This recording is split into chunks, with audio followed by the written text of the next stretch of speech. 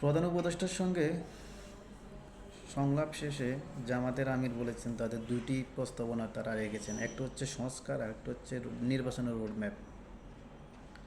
তো সংস্কার করতে গেলে আসলে বাস্তবিক অর্থে কিছুটা সময় লাগতে পারে। তো সেটা কয় মাস?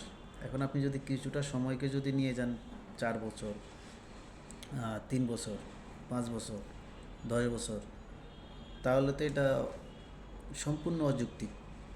তো সংস্কার করবেন, সংস্কার করতে গিয়ে যদি আপনি ঢিলে ঢালা সংস্কার করেন বা সংস্কারের নাম দিয়ে যদি আপনি টাইম অনেক নেন, তাহলে তো এটা কেউই মেনে নেবে না, তাই না? তো জামাতের আমি ডাক্তার শফিকুর রহমান সাহেব উনি কিন্তু দুটি সংস্কার দিয়েছেন এবং তিনি এটাও বলছেন যে নির্বাচনের একটি রোডম্যাপ, যৌক্তিক একটি সময়, যাতে অন্তর্বর্তীকালীন সরকার খুব দ্রুত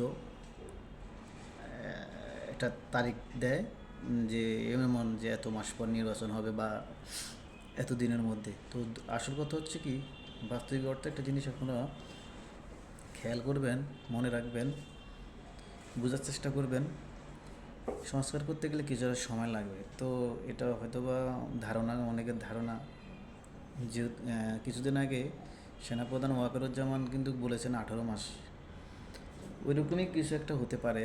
তো আমরা এখন বাকিরা পরিস্থিতির উপর নির্ভর করবে, দ্রুত সংস্কার করে, যেমন পুলিশের মধ্যে কিছু সংস্কার, নির্বাচন কমিশনের মধ্যে কিছু, এবং সচিবালয়ের মধ্যে কিছু, এরকম যেগুলো খুব গুরুত্বপূর্ণ, যেগুলো না করলে নয়, তো সেগুলো তো করতে হবে। তো সেগুলো করতে গিয়ে যদি কিছুটা সময়ও লাগে তাতেও সমস্যা নেই, কিন্তু করতে হবে।